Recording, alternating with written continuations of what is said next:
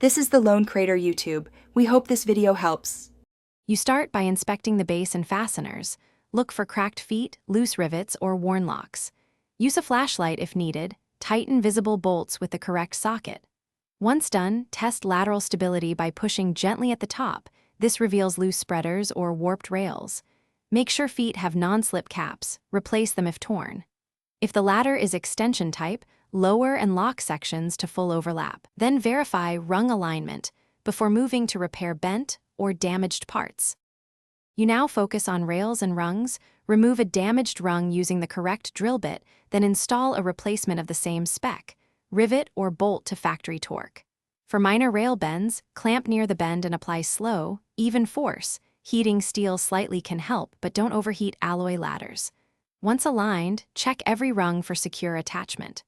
Also inspect spreaders and locks.